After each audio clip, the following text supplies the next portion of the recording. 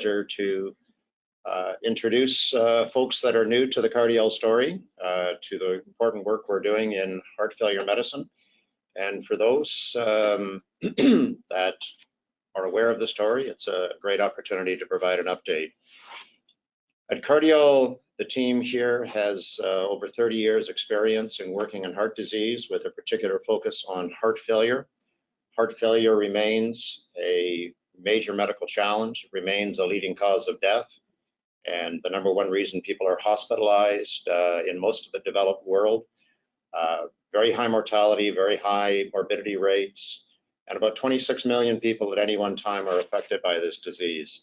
So we're pleased to have and quite privileged to have the opportunity to work in this area and to develop what we believe to be new important medicines that can interrupt one of the fundamental driving forces underlying much of heart disease, which is inflammation and fibrosis. So Cardiol today is, we've built an organization to develop a pharmaceutical version of a molecule or a drug agent that many of you may have heard of, which is cannabidiol, also known as CBD. Importantly, we have developed a pharmaceutical version of this. It is not derived from a botanical source, rather it is made through organic chemistry or pharmaceutical development processes. We now have advanced clinical programs cleared by the FDA that are underway. These programs are international in scope. We've developed a strong scientific rationale around all the developments we have underway. A strong leadership team, which I'll introduce today. We've built an intellectual property moat with several families of patents protecting the important assets that we're developing. And most importantly, we have a strong financial position to execute across all of the business strategies that I'll be discussing and introducing to you today in today's presentation. Really the genesis of Cardiol Therapeutics, which is our second major effort in heart failure medicine, was a discovery made at the National Institute of Health that was published in the Journal of the American College of Cardiology, which is a high impact, widely regarded tier 1 journal, which basically demonstrated the ability of the cannabidiol molecule to decrease cardiac fibrosis in a model of diabetic-induced heart failure. This was fascinating to us because diabetes is one of the key underlying driving forces of the heart failure epidemic today. In fact, the forces underlying the growing problem of heart failure is diabetes, obesity, and hypertension. And all those factors are increasing in the developed world, creating an ever-growing challenge of heart failure. In terms of Cardiol's programs, we have 3 important areas of medicine looking at cardiac inflammation, 3 programs with our lead oral formulation, and then we have an important new subcutaneous formulation or new way to deliver this medicine that is in development for chronic disease. So in the context of the 3 clinical programs that are currently cleared by the FDA today, these are looking at acute inflammation, where we're using a prescription strength oral formulation of cannabidiol to interrupt the inflammatory process or confer cardioprotection during the acute phase of the disease, with the hopes that we can protect the patient such that they can make a full recovery once the causative factor of the inflammation passes, which is typically a viral infection. I'll describe these programs in some detail during today's presentation, and then I'll touch on a very exciting new innovation, which is addressable to the mass market of heart failure. So we'll start with a very devastating form of heart muscle inflammation called acute myocarditis.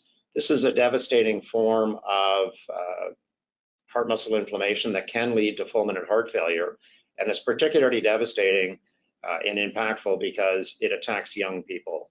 So the classical presentation of acute myocarditis would be a healthy adult male in their 20s. So this is the leading cause of sudden cardiac death in people under the age of 35. Sadly, there's no recognized standard of care for acute myocarditis, and we believe there's a very unique opportunity to intervene with our drug agent to protect patients during the acute phase of this disease, such that they can theoretically go on to make a full recovery and live a perfectly normal life. What happens in myocarditis, which is typically caused by a viral infection, is you get an invasion of a virus into the heart. The immune system is activated to kill the virus and can lead to an immunological attack on heart muscle tissue. So on the left, you see normal, healthy tissue. One panel in, you see myocarditis, which is the red scarring is areas of fibrosis. That's regions of the heart that are dying. Once the tissue is dead, it's irreversible. And then on the right, more interestingly, is with concomitant treatment of high-dose cannabidiol, the tissue in the presence of disease is substantially preserved. So we believe this is a signal from this experimental system that our drug agent can protect the heart during the dangerous phase of this disease. So we have a clearance from the FDA and, in fact, governments from around the world to conduct a 100-patient study where we are using a 1-to-1 randomization format. So the 100 patients will be enrolled into the trial. 50 will receive active drug and 50 will receive a placebo. And we're using the gold standard by which diagnosis is made and improvements or deterioration in the disease are monitored over time.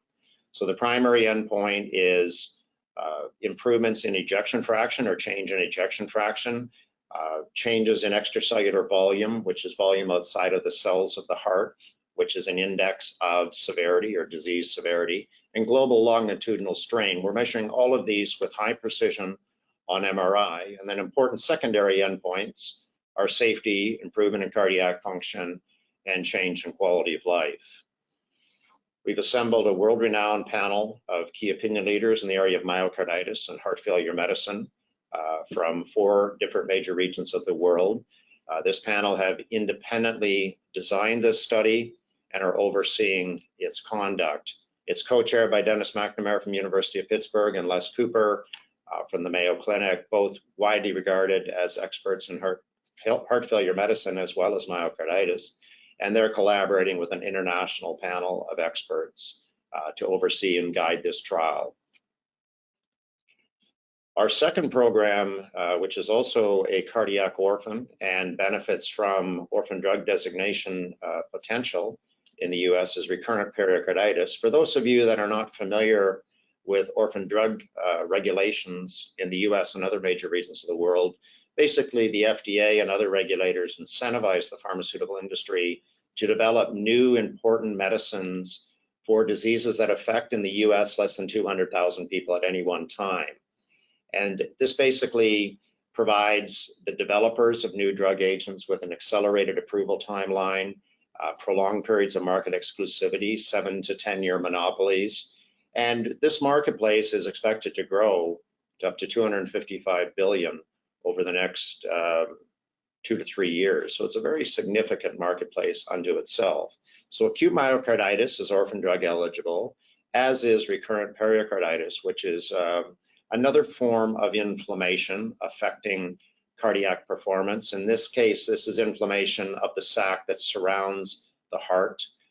This is also a younger population that is particularly infected and impacted by this. So this would be patients in their 40s. It leads to recurrent chest pain. It inhibits one's ability to exercise and can lead to very poor outcomes over time.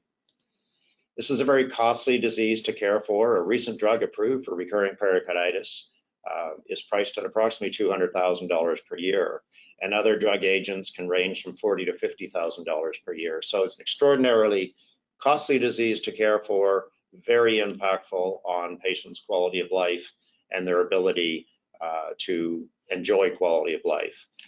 So this is our second program. We're looking at change from baseline over 8 weeks in important pain index, which is 11-point pain score. The goal of this study is to treat patients over 8 weeks and look at the ability to reduce their chest pain brought on by the inflammation called pericarditis. As mentioned earlier, these are orphan drug eligible designations. Importantly, cannabidiol medicine, for those that are already aware, a British company actually developed the first cannabidiol-based medicine for an orphan indication, which was an area of pediatric epilepsy. That area of pediatric epilepsies affect about 32,000 children at any one time in the United States. And that company was acquired a little over a year ago for $7.2 billion. So there is a very significant value potential in these rare conditions because of their extraordinarily cost of care, significant impact on life, and the cost of currently available treatments. And that's the unique opportunity Cardiol sees to contribute to this important area of medicine. We also have a broader effort in the case of viral infection in the context of the endemic or pandemic we're currently all living through, which is an opportunity to study cardiac inflammation in a patient that has the COVID virus invading their cardiopulmonary or cardiorespiratory system and causing inflammation. We know that this population is particularly vulnerable to mortality if they have a background of cardiovascular disease or cardiovascular injury. Here's a publication in JAMA Cardiology that was featured in the early phases of the pandemic with the Alpha variant. You can see where the x-axis is time measured in days and the y-axis is time. At the beginning of the study, 100% were surviving, obviously, and then over the first 25 days, patients with a background in cardiovascular disease had a 50% mortality, whereas those with no cardiovascular history had over 98% survival. So it's a very important population to confer protection to. And the FDA cleared a very important international trial for Cardiol to study the cardioprotective properties of our pharmaceutical agent. We're enrolling 422 patients. This again is a multinational trial enrolling patients in the US, Brazil, and Mexico. And we're looking at key endpoints, including cardiac status or inflammation markers associated with cardiac inflammation, as well as cardiovascular or cardiorespiratory complications, including such things as new recurrent heart failure, acute myocardial infarction, or heart attack, or stroke. As with the myocarditis program, this study was also designed by an international panel of experts in heart failure medicine, and they're overseeing its conduct. So that's where we're at with the development of new important oral formulation across three important areas of cardiac inflammation in the acute setting. But we also have a very important program addressable potentially to chronic disease. And here we're looking at heart failure. So heart failure by any measure is a major medical challenge, one of the largest medical conditions in the world, next only probably to diabetes or perhaps Alzheimer's disease in terms of its impact on human health and a mass population.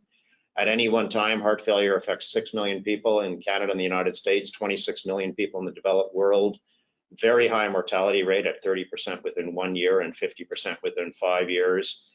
And it remains the number one reason people are hospitalized in the US, driving about $30 billion in annual healthcare expenditures.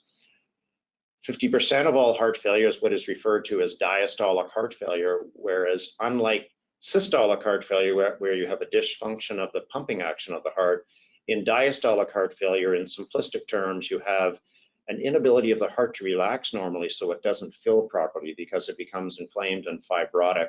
And so in simplistic terms, the pump is always partially empty, doesn't have sufficient blood to oxygenate tissues. We worked with a world-renowned DeBakey Cardiac Transplant Center in Houston, and together we've innovated an entirely new way to deliver our medicine subcutaneously, much like insulin, so the drug can go directly into the systemic circulation and accumulate more efficiently at sites of disease. And here we're looking at a study that was accepted for presentation and publication at the American College of Cardiology sessions in 2020, where we're looking at the impact on a key marker of heart failure or cardiac stretch. So this is a non-ischemic model of heart failure. There is a marker in the blood that is elevated in heart failure patients called BNP. And when we looked at the impact of our drug at two different dosing regimens, at both dosing regimens, we significantly reduced this key marker of heart failure or cardiac stretch. And the interesting finding here is the two doses. One was the FDA-approved maintenance regimen for the FDA-approved medicine for the epilepsies at 10 mg per kilo. But when we went to 1/10 of that dose, we still reduced this potentially deadly marker of heart failure. We also looked at the impact on fibrosis or cardiac damage in the hearts. On the left, you see that normal cross-section of heart tissue. One panel in, you see the bluish fibrotic lesions. That's regions of the heart that are dying. And then 2 panels over at 2 doses, we're ameliorating that fibrotic process. So this is a signal that we can potentially reverse a key fundamental cause of heart failure. And we look forward to delivering this into clinical development later this year as our 4th clinical target.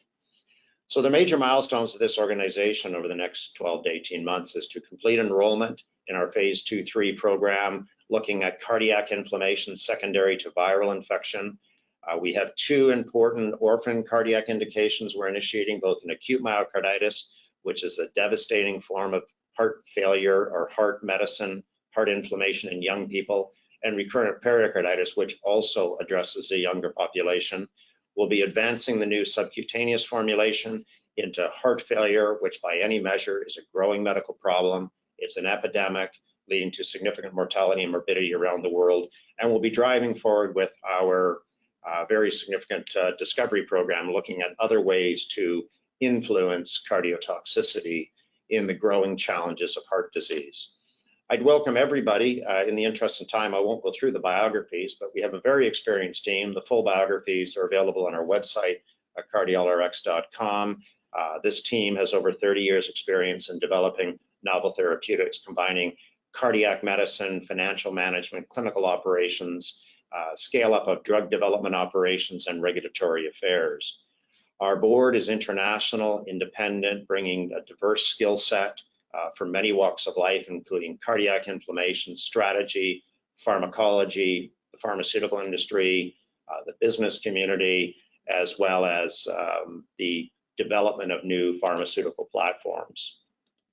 Our scientific advisory board has globally renowned cardiologists involved, with Paul Ridker from Harvard, widely recognized for his work in the interrelationship between atherosclerosis and inflammation, Bruce McManus, heart failure specialist, myocarditis specialist, and Joe Hill, widely recognized as one of the foremost experts in diastolic heart failure, which we believe is one of the greatest medical opportunities available to new medicines today. And we're thrilled to be participating in developing a new drug agent for that. In terms of our capital structure, the organization is listed on the NASDAQ as well as the Toronto Stock Exchange. We're well represented by insiders with 11%. Our pharmaceutical partners hold 4% of the equity. We have a strong financial position as of our last reporting at the end of March with $75 million in cash.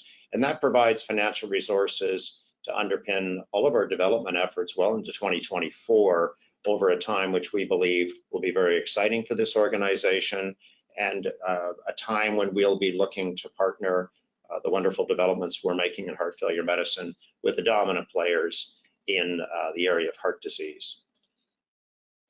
So just in summary, we're very excited about the cardiac medicine we're developing. This drug has a strong safety profile, strong potency in inflammation and fibrosis, which are key underlying pathological processes, underlying important areas of heart disease. We have a strong research pipeline, leadership team, advanced program, strong intellectual property, which is growing, and we're very pleased to be in a strong financial position to execute across the strategy.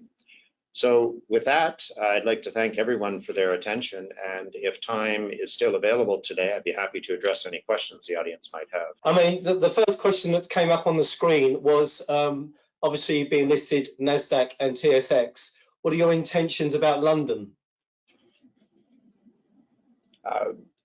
No current intentions for London, but certainly the NASDAQ, we did uplist to the NASDAQ in August of last year, which is the premier exchange for life sciences industry. It's the largest healthcare market in the world, the United States. It has the largest investor base in the world. That is our primary listing. Should we consider another listing in the future, it might be London, but currently there is no plans for that. Okay. Would you be looking for any sort of UK partner for what you're doing? Most certainly. So obviously the European Union represents a very large market. Heart failure has no home. It doesn't, it doesn't discriminate based on geography. So heart failure is as great a challenge in the United Kingdom as it is throughout Europe, as it is in North America. It's truly a global problem, a global challenge. Wherever there's diabetes, obesity, and hypertension, you have the drivers of heart failure.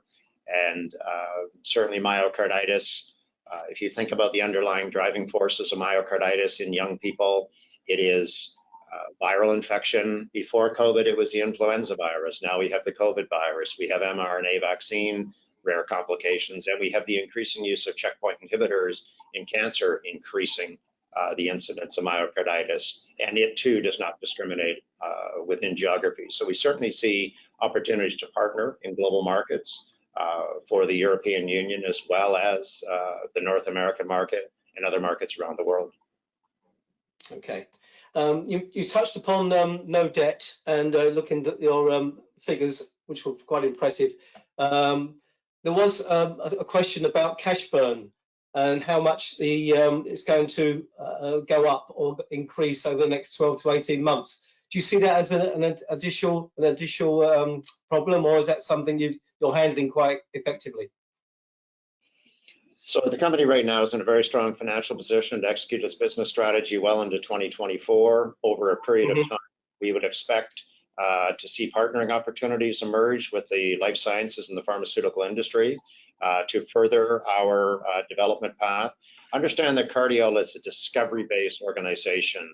Our mandate and our role in the development of new medicines is to discover them, move them to a stage of development where they're of interest to large commercial enterprises with dominance in the area of heart failure medicine. So think about companies like Novartis, Pfizer, large international pharmaceutical companies. They have the infrastructure to take the medicines through to commercialization. Our role is to discover them, take them to a stage where they can be of developmental interest to those partners. We then partner for the ultimate commercialization of our drugs. That's our strategy. Okay. Obviously, got quite a lot going on there at the moment. What will be the key milestones reached this year?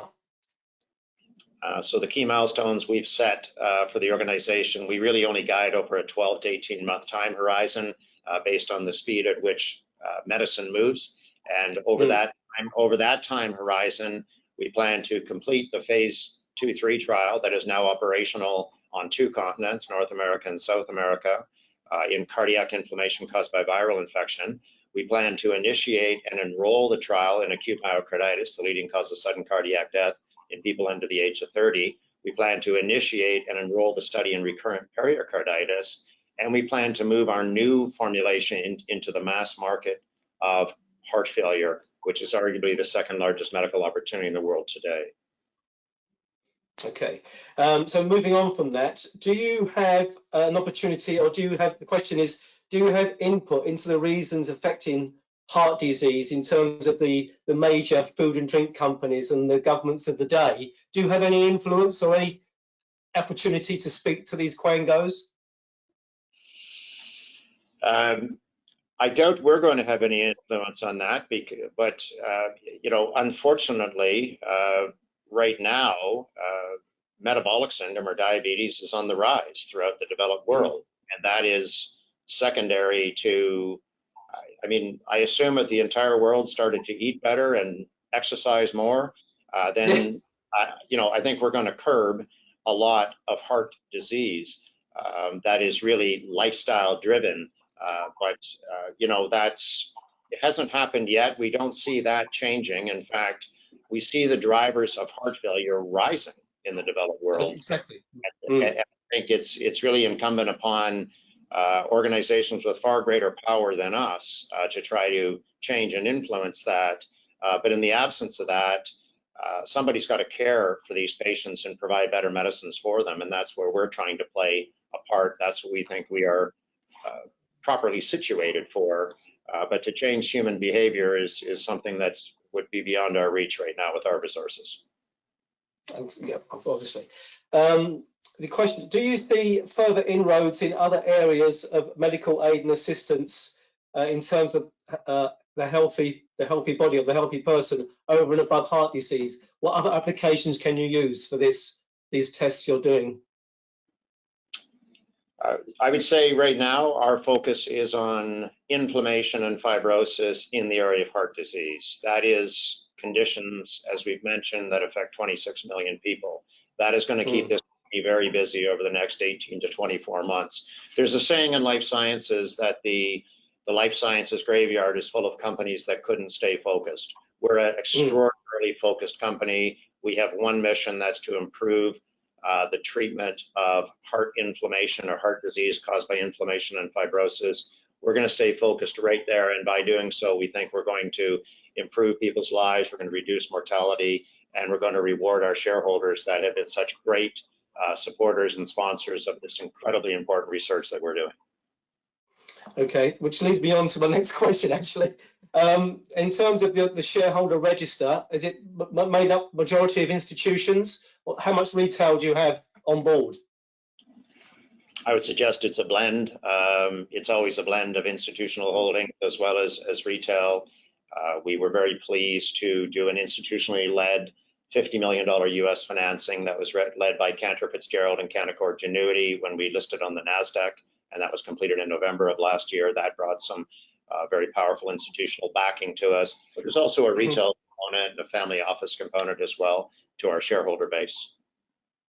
Okay, and is there any likelihood, are you paying a dividend, or are you going to be paying a dividend any time soon? We're still a development stage company. Yeah.